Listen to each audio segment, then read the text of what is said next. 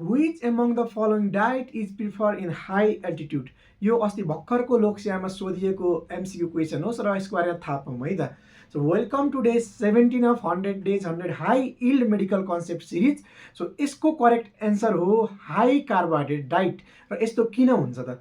So बडीलाई इनर्जीको लागि ATP चाहिन्छ नै, र हाई एल्टिट्युडमा हुन्छ के भने नर्मल भन्दा इन्भाइरोमेन्टमा के हुन्छ, कम अक्सिजन चाहिँ हुन्छ। सो हामीले लिएको हावामा पनि सासमा पनि कम अक्सिजन हुन्छ। सो हामीले यस्तो खाना चाहिँ खानु पर्यो जसले चाहिँ कम अक्सिजन युज गरेर चाहिँ एटिपी प्रोड्युस गर्न सकोस्, र अर्को भनेको इन्स्ट्यान्ट इनर्जी दिन सकोस्।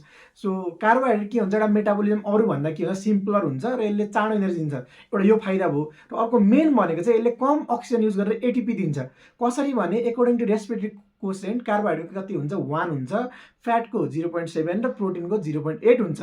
सो यसले चाहिँ के सिग्निफाई गर्छ भने O2 जति प्रोड्युस हुन्छ त्यसले चाहिँ त्यति नै एमाउन्ट हो, लगभग एटिपी दिन्छ कार्बोहाइड्रेटले।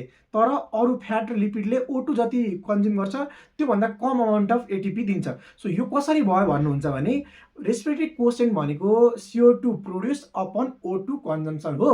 र CO2 प्रोड्युस कहाँबाट हुन्छ, क्रेब्स साइकलबाट हुन्छ। र सेम टाइममा क्रेब्स साइकलबाट जुन प्रोडक्ट निस्किन्छ त्यो चाहिँ इलेक्ट्रोन ट्रान्सपोर्ट चेनमा गएर चाहिँ एटिपी प्रोड्युस गर्छ। सो CO2 प्रोडक्सनको लगभग डाइरेक्ट रिलेसन चाहिँ केसँग छ, एटिपी प्रोडक्सनसँग छ। तसर्थ रेस्पिरेटरी कोसेन्ट कार्बोहाइड्रेटको बढी हुन्छ भनेको मतलब कम O2 युज गरेर बढी एटिपी दिन सक्छ भन्ने कुरा हो। Thank you so much for watching. So फेरि भेटौँला।